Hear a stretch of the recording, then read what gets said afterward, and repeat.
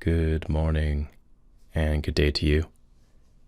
My name is Brandon Tilt, and you're tuned into Feather of Light, a podcast that's meant to really just delve into topics around mental health and to help you actively explore your relationship to your mind, your relationship to your body, your relationship to your heart and your emotions, and maybe helps you get more curious around what your relationship is to spirit. So let's dive on in, because I have a really big topic today that I'm really excited to explore. I feel like there's a lot here that I want to unpack, so I guess I can give you something of a roadmap. So generally speaking, the topic is relating to sexual assault and the impact that has on our communities, in particular music cultures, like the music scene, or other, I would say, safe spaces where people are giving themselves a space to express themselves. It's a free, open, ideally safe space for expression, for freedom of expression. And this can include sexual expression, creative expression, and a variety of other ways of just being attuned to one's authentic nature. Of course, this isn't always about music, but I would say music is one of those core elements that shows up in various communities. Whether it's the spiritual community, whether it's the wellness, healing community, whether it's the plant medicine community, I feel like all these areas incorporate music to some length, to some extent. And also just speaking to how I'm really feeling a call to action, as does my partner, Lillian is her name. Her and I are in some point over the next, I don't know how long exactly, it could take a few months at least, but we want to design and implement a workshop that, very simply put, will be offering witnessing and education and building community. So there's something there. And I would say it's almost kind of like we're trying to create something that helps support or in some way counter what we view as the more problematic or harmful elements of this culture, the music scene, or these various other communities that are kind of like offshoots of a music scene, let's just say. And the topic of sexual assault feels like it really is also the broader topic, because this is the thing that I feel needs to be witnessed and explored and understood for sake of creating education, awareness, accountability, and safety, ultimately, for those whom are being victimized. And whereas there's a likelihood that is predominantly women, or those who identify as women are those who are in those positions of being abused, survivors of sexual assault. I also just want to bring to light that in various communities, the LGBTQ plus folks, there can be various presenting genders that are victims of forms of sexual abuse or forms of sexual assault. And I just want to bring awareness to that. We're not just speaking about female identifying, even if that is likely the vast majority. I just want to speak to and bring awareness to, we're not just talking about women or female presenting people. So I really appreciate this desire that we have as a community, and maybe more so on social media, but I would say in certain communities there's a desire to intervene, to protect, to create some degree of a dialogue around these topics. And I've seen some people do this incredibly well, and it's actually inspired me to feel like, I could lean into this conversation and have something of a reference point. So there's a bunch of core topics I want to bring in. And one of which I would say is reporting and accountability. These are some of the challenges that people whom are survivors of sexual assault would face. So due to the ambivalence of these acts, to the ambivalence of the actions that are taken by the perpetuators or the perpetrators or the abusers, sometimes these involve drugs. Sometimes these involve just creating a veil of confusion, whether it's to the person that they're abusing or whether it's just to the surrounding community. There's a sort of veil around that. There's a way to which they're protecting themselves. And I would say that it shrouds these acts in ambivalence. So reporting them, which is oftentimes, but not always, based on clear, actionable, slip-ups in a way. Like, these need to be clear for sake of reporting them to, say, a police officer or to friends or whatever other authorities might exist to help support them. It's like they need details, they need specifics, they need proof, they need evidence. Like, these are things that are very challenging to obtain. I can imagine in some of these cases where there's so much ambivalence around it. There's so much smoke and mirrors and misdirects and misinterpretations around the initial act and the person who's a survivor of the abuse, the assault. And I feel it's really important that we speak to these things as clearly and as blatantly and as black and white as possible, without trying to misdirect blame or make it evident that there is a certain level of clarity, but just being aware of the language that's used. Being a little bit too passive can also be very deeply dismissive.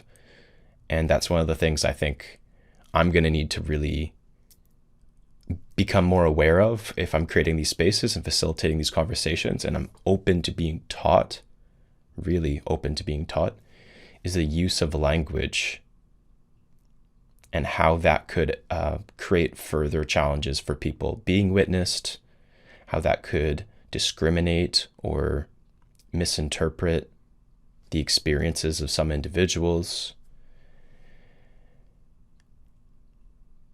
So, I have some learning to do, right? Like, I'm not in the field of working with people who are survivors of sexual assault, not actively at least. And I think in counseling, it's something I want to, and I'm actually actively training to create more of a capacity for. That's something I very much aspire to learn about. So for sake of creating safety for people in these situations. But I'm still kind of just hitting the ground running, so to speak. I'm trying to really just roll with what I know and what my experiences have been. And having been in the rave scene for a while and done some harm reduction roles and then had some training around this through counseling, but ultimately still being quite new and not really exposed to the depths of this type of experience, this type of, I would say, intervention or witnessing, which I really want to create these spaces to allow more of that to operate on a community level. So, and then the accountability piece that's a tough one. And I think I've spoken to this a little bit on the podcast episode about Shambhala. This feels like this is an extension of that in a lot of ways, but it's also very separate in its own ways.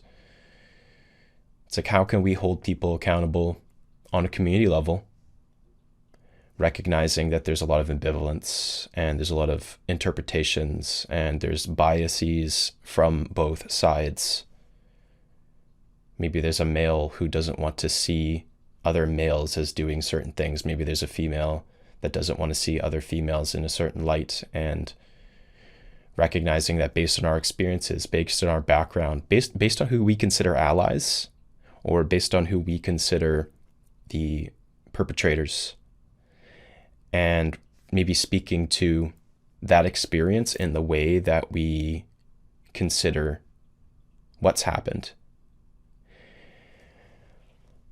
And I suppose some of the action that could be taken can be clear and can be more extreme and can create stronger, firmer boundaries for those who need those boundaries in place.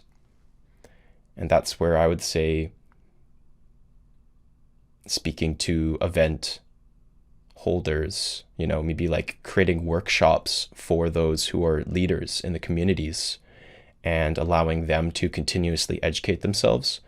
Or when you're creating specific types of events, it's like there's a requirement for you to have some form of education interwoven into those events. I'm just kind of spitballing and riffing off of some of the things I've experienced. Let's just say with ecstatic dances, for instance. I remember this one ecstatic dance where they opened up with allowing people the space to say no.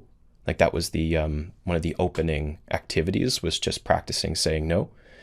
And I feel like little initiatives or activities like this do serve as a form of icebreaker in a different way, where it's not icebreaking people to get closer to, well, it kind of is, but it's icebreaking people to understand where their no's exist so that their yeses are more pronounced and more attuned to their body. And what a nonverbal yes or no looks like, I think, is something that's super important in the music culture. And are these conversations even really being had? And then you take drugs into consideration. And from my harm reduction lens, it's like, that's where, even if somebody comes in reporting sexual assault and they come to the, they've experienced it in the past, or they experienced it just recently, and they're in the sanctuary, right? It's kind of like having the awareness around how drugs do create the inability to consent. So that's clear. And what is this person's relationship with drugs? Are they using the drugs for pleasure and actually entering into consensual dynamics? But there's also a capacity where we can't see them as giving consent. And so just assessing and listening to the situation, listening to the person, listening to their maybe their nonverbal communication very clearly, being aware of our own triggers, not jumping to conclusions, and just creating that openness to understand. But some other key themes, which I feel, by the way, I feel like this podcast here is actually setting me up for a conversation I'm going to have with my partner, Lillian. So we're going to both get on the podcast together. Finally, I'm bringing someone on. And we're going to talk about this workshop. We're going to talk about what this workshop is going to look like, or what these community spaces might involve. And maybe like a timeline for when we're going to start running those, and how we're going to try to get that ball rolling. But yeah, one of the other topics I feel is important is the sense of enabling that exists when we have what I would consider a more dismissive event culture. So I think, just to speak to it very clearly, there's likely a continuum in terms of how dismissive events are, in terms of, when women are feeling unsafe and they kind of on some level maybe don't speak to that, or don't necessarily take the initiative to create that safety. And then there would be events that are in many ways taking initiative and have, let's just say, more training around harm reduction, and they have more conversations and dialogues among the leadership about these things. And maybe there's more. Actually, I would say there needs to be more. If there's not, women in places of authority, in positions of leadership, so that they're able to offer that lens, so they're able to offer that perspective. Maybe even to take it further, a woman, or someone who identifies as a woman, doesn't have to be, it's particularly biologically a woman.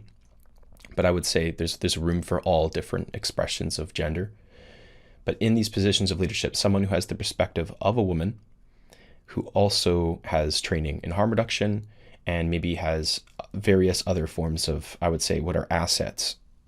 And I don't want to downplay the importance of having experiences that you've grown from.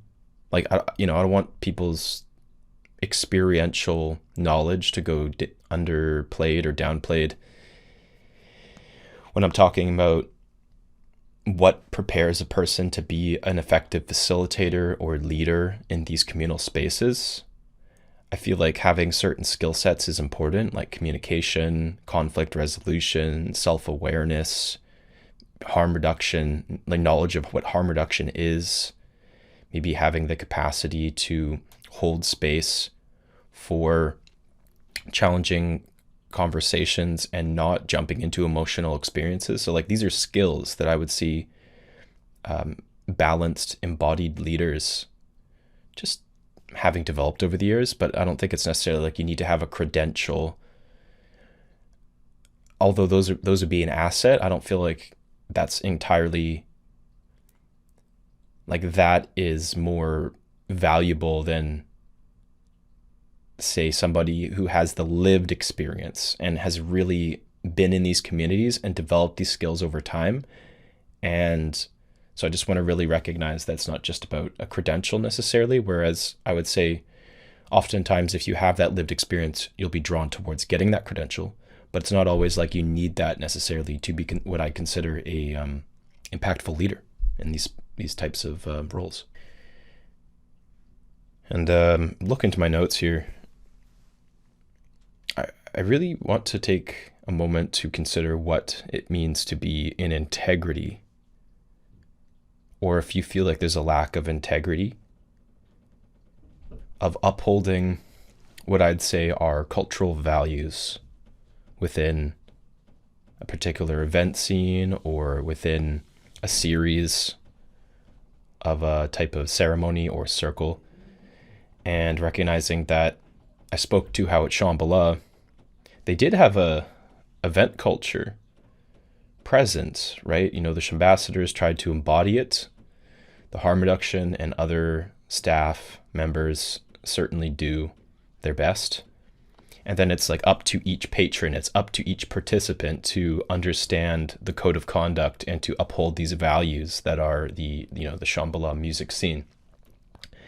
But I would say each of these music scenes is on some capacity an offset of a let's just call it a greater criteria of cultural values. And I wanted to pull in something to refer to, so I pulled up the 10 principles of Burning Man, because I felt like that was kind of like the burner culture does feel like there's something of a framework there that I would say many music scene events, or the music community as a broader community sort of refers to these.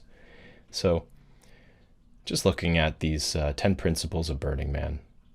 So number 1, radical inclusion. Anyone may be a part of Burning Man.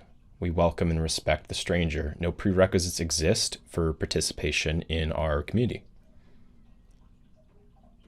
And number 2 is gifting. And this is interesting, but this may or may not be directly related to some of the stuff, but let's just consider that Burning Man is devoted to acts of gift giving. So the value of a gift is unconditional. Gifting does not contemplate a return or exchange for something of equal value.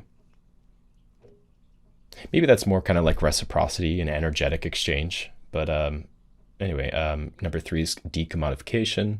In order to preserve the spirit of gifting, our community seeks to create social environments and are unmediated by commercial sponsorship. So not all of these values can actually be fully embodied within some of these scenes, for sure, right? You go to a music festival, they can't look to decommodification at all. I'd say they do their best, but they're very much reliant on some kind of sponsorship, so you can't really embody that as much. But I guess there can just be a consideration on how much commodification exists within these cultures, and if it's taking over these events, how that might impact the experience that one is trying to create and the culture within it. So radical self-reliance.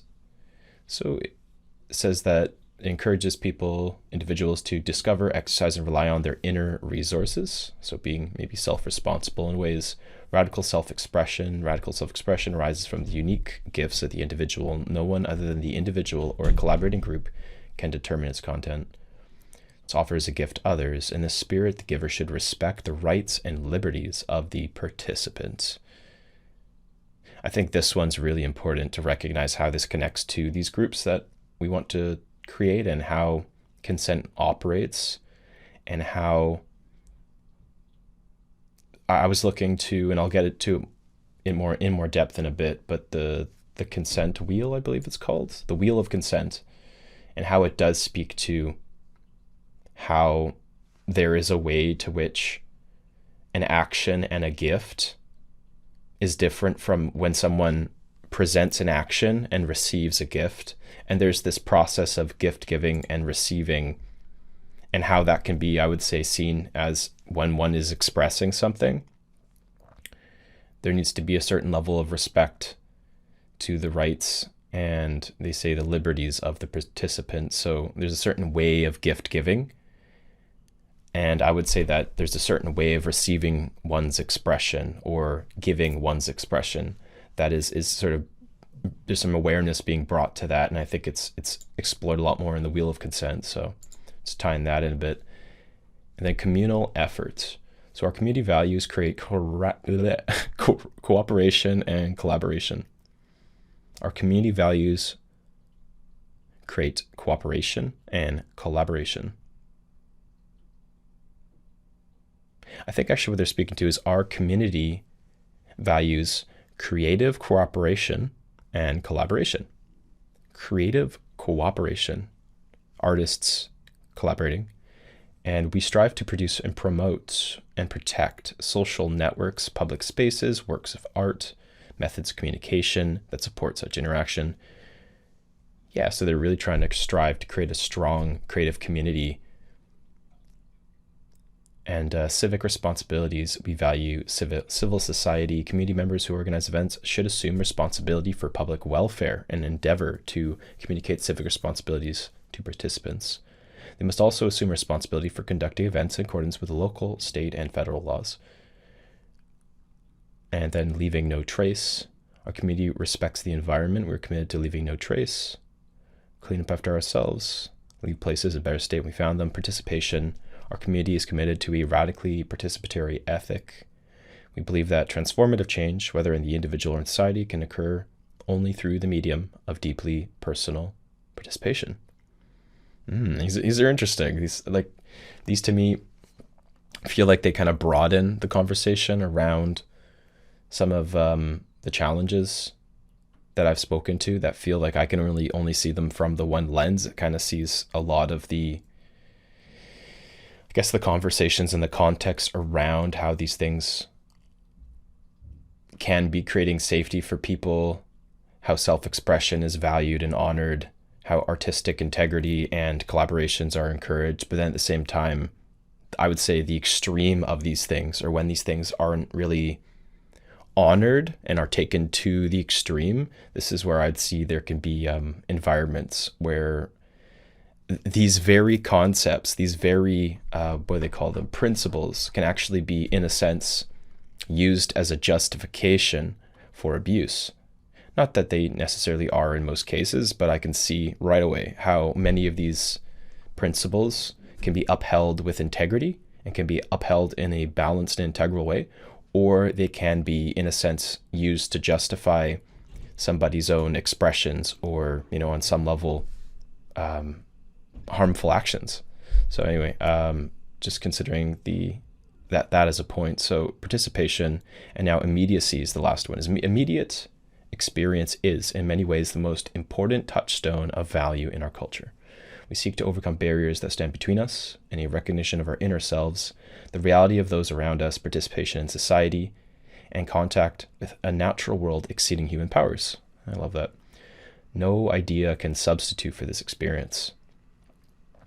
Awesome. These are really cool. This really gives an interesting and very, I would say, expansive framework to how one might view the kind of festival music scene that I would say starts to kind of influence how others show up in community spaces.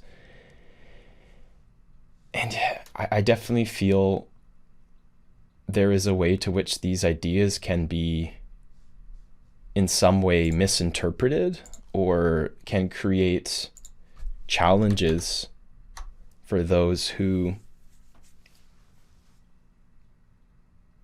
on some level might not understand some of the stuff I'm trying to bring in. It feels like if you were to overly, let's just say, influence your perspective about this culture through these principles, but not necessarily understand the nuance of how some of those principles operate and not actually have experience with those things, there could be this form of disassociation from some of the topics I believe are really important to discuss and experience. And these are what I'm trying to bring in, is kind of like a way of balancing, where if one becomes too connected to these principles in an abstract way and doesn't actually, say, understand how there can be shadow within these principles and how there can be abuse and harm embedded within aspects of these principles if they're not embodied in a certain integral way. So speaking to some of these other points more generally, is I feel like this workshop is also trying to speak to how there's a lack of respectful conversations, how oftentimes there can be polarization and disconnection. That's almost like a prerequisite to having some of these more, I would say, meaningful and impactful conversations. You know, if you look to the social media atmosphere, I think we've become very, I guess, just used to debates and arguments, and on some level like dehumanizing or disconnecting from the other person, and how that might actually impact our capacity to show up in a, an embodied way in person versus an online state where there's a certain level of safety of hiding behind a screen. And how over time, if you are having a majority of your conversations online, and if you are continuously kind of like feeding that wolf of, I can disrespect others and I don't need to have a capacity to hold respectful conversations, then, how are you going to have the ability or the capacity, I think is a better word, holding yourself with a certain level of grace and groundedness when in those conversations? So how are you going to have the capacity to really show up and speak your truth and be received, or receive and understand others in the way that they need to be understood within some kind of, let's just call it a community discussion? How does your nervous system respond, right? Like that's a big piece of it is how can you sit in your experience and really regulate yourself and be self-responsible for how you're showing up and how your body is feeling, and honoring what's going on in your body, and then still remaining within the conversation and still leaning in that case. So continuing some of these points is considering what's preventative. What's a preventative measure? And I would say some examples of that could be harm reduction, conversations about consent, understanding, what this culture looks like within that particular container. What does that event uphold? Do they speak to these values? What do they do to uphold those values? Is it kind of just like a ticking of a box? Is it just kind of like an empty land acknowledgement in a way, where they're just sort of postering up some sort of message, but not necessarily having the willingness to uphold that message? And what actions are being taken within that space to really uphold those values? And then interventions, which I would say that this is something that can look very different from, each individual's perspective and their experience, or, how trained are they to actually intervene in these situations, and what's their approach like? Do they understand how to speak to a person who's claimed to be an abuser in a non-violent way? And do they understand how to bring a person in? And, I don't understand this topic near to the degree to which I feel like I should, but restorative justice, do they understand how restorative justice operates? Is there somebody that they can look to or is trained in this that they can bring in and actually effectively can apply the principles of restorative justice, which I actually just now I'm feeling I should do a podcast on. I want to research this and do a podcast on restorative justice. So feels like there's a necessary returning point for me. So education around consent. That's why I would say one of the primary purposes, I suppose, of these spaces would be education, as much as it's not just a classroom where we're just like teaching everybody, because maybe people don't need to be taught. But I feel that there would be a sort of secondary benefit to people who just want to learn and need to learn. Let's just say, it's my lens, depends on who they are, but let's just say they want to learn more. And education can really go a long way. It can create these dialogues. It can create a level of readiness to act, or it can create a level of readiness to, I would say, just be able to frame things differently and to be able to understand things maybe a little bit with a little bit more perspective. And yeah, so look into the wheel of consent. So I wish I'd taken a lot more time to learn this. I watched a brief video on it, but I'm looking at the model now, and it's a complex model.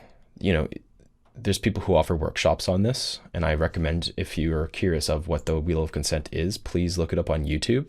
And Betty Martin, she's the one who created this wheel.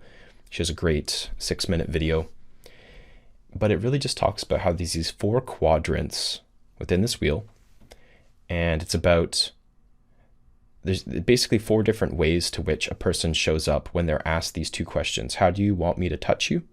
And how do you want to be touched? So this is how the workshop would, I can imagine, would operate, is you ask these 2 questions, you pair people up and have them ask each of these questions. And it seemed as though when they respond to that, there's these 4 additional responses. So, or these 4 responses. So, yes, I will, which is where they are in the serving mentality, or asking, may I, when they're in a position of wanting to take. Yes, you may, which is in a allowing state, or will you, question mark, which is an accepting and receiving state. So these are the 4 quadrants of the wheel from how I understand them. And the main difference between the serving and the accept, there's a relationship between the person who's in the serving position and the person who's in the accepting position. So when one person is of service, they're providing an action, they're taking action and providing a gift simultaneously to the person who's accepting. And the accepting role is just simply receiving, and the action is towards them. Now, the other 2 kind of polarities, which are diagonal to each other, are the take and the allowing dynamic. So the person who's allowing is giving the gift towards the person in the position of taking, and the position of taking is providing an action that's influencing the person who's allowing. It's the question of may I, that's the taking. And then the allowing is yes, you may. And so this is giving a broader context to how consent operates in these ways. And I feel it's also, in a way, creating a non-pathological perspective to how we do these things that have incongruences or lacks of reciprocity. And it's not necessarily crossing hard boundaries like a sexual assault, but there's all these forms to which we're starting to create these, I would say, in a way, narratives around allowing, taking, being of service, and being in a place of receiving and accepting. And we probably aren't even consciously aware of how all these little interactions play out, or how they impact our overall perspective of consent and understanding it. So I believe it's an amazing model. I'm going to get into studying this thing. I'm very curious about it, and we are going to definitely talk about that mean million. We're going to unpack it a little bit more in the podcast that's kind of like a follow-up to this podcast episode. Yeah, I really feel there's a couple more topics I can get into before I maybe just take some time to speak to this topic from my own perspective more broadly. But so I'd see there's a lack of conscious agreements that has been forming in our society. And the first context I use to kind of refer to this is when you think of when you're entering a relationship, could be a monogamous relationship, could also be a polyamorous relationship, and could also be a platonic friendship as well. But I would say there's oftentimes agreements that are being established, right?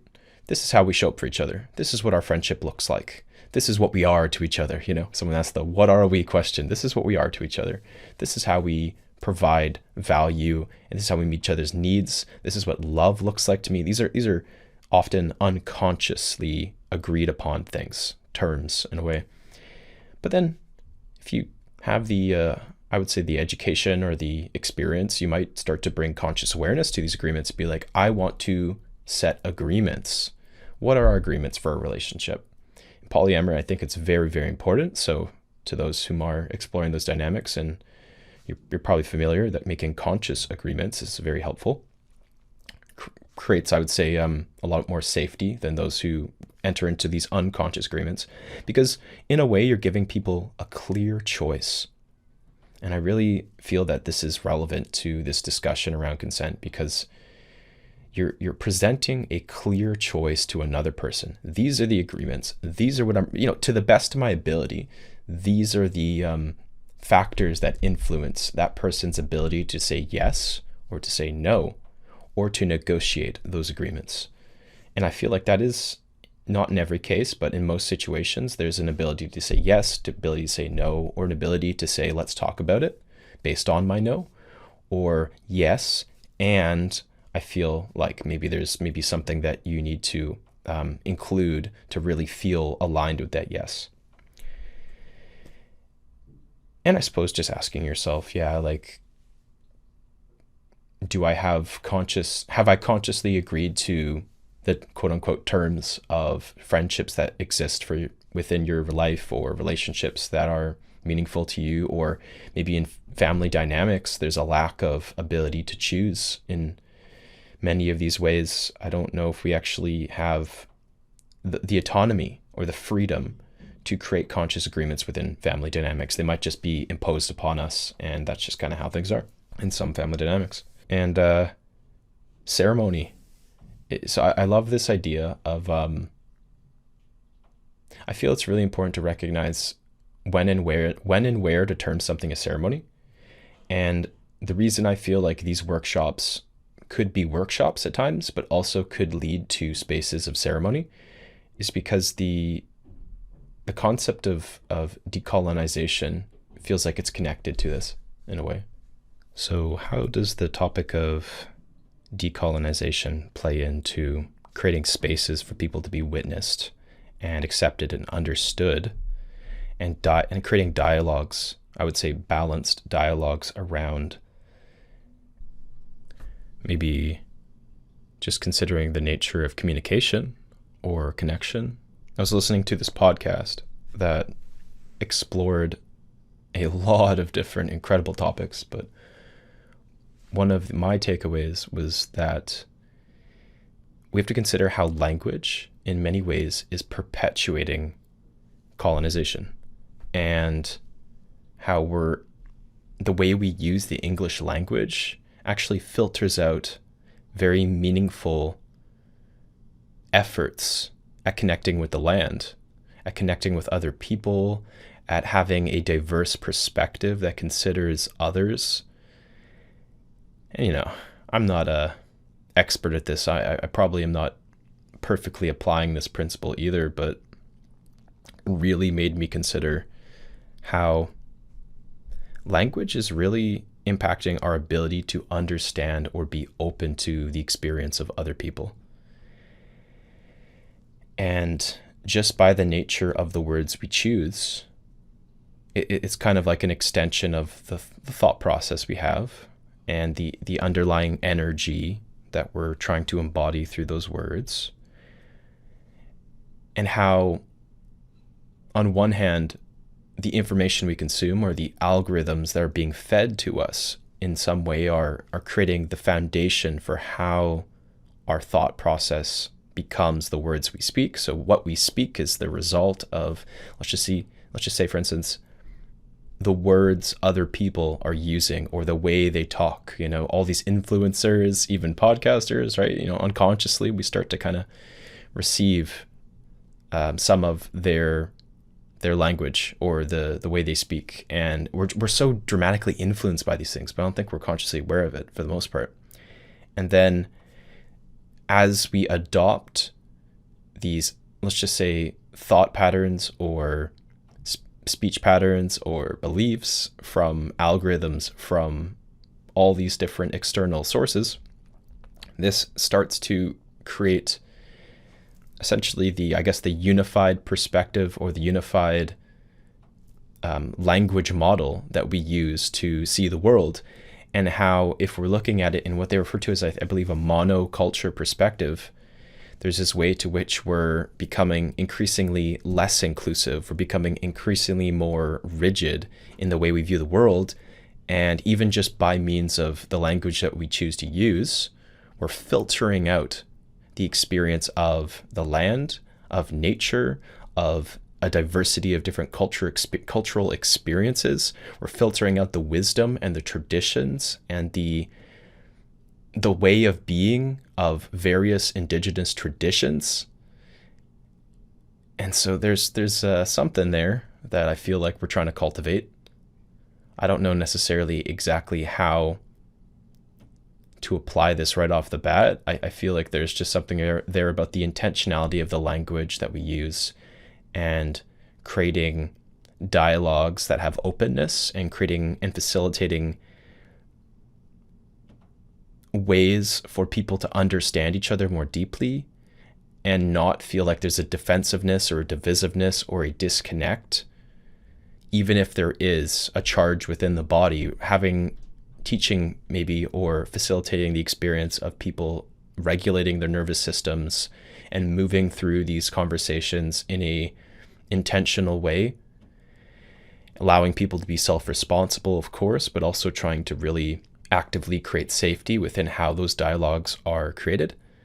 So, by no means is this something that I feel is just intuitive and simple.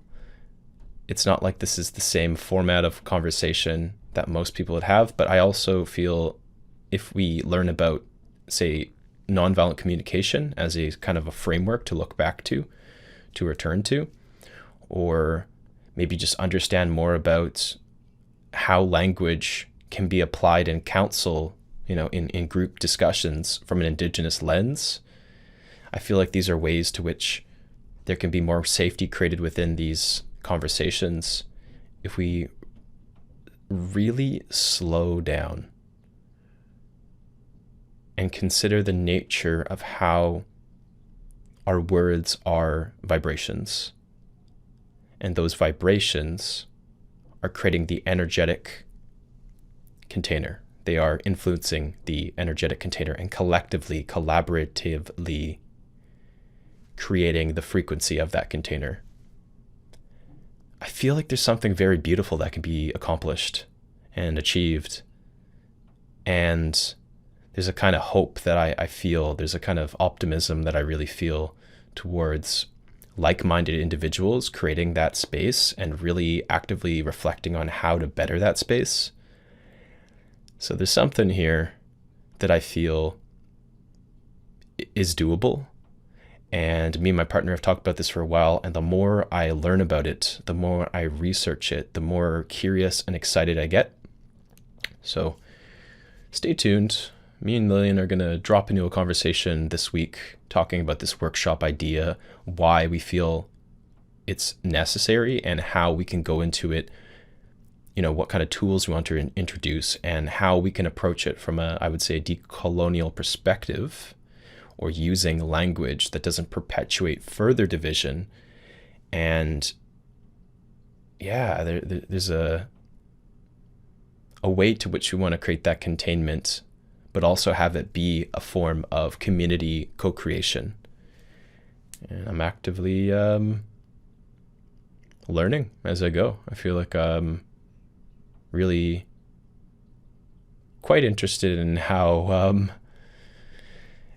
I need to be humbled. How I can change the language I use, or how I can change the vibration of my body and my nervous system to, I would say, allow more self energy to be present.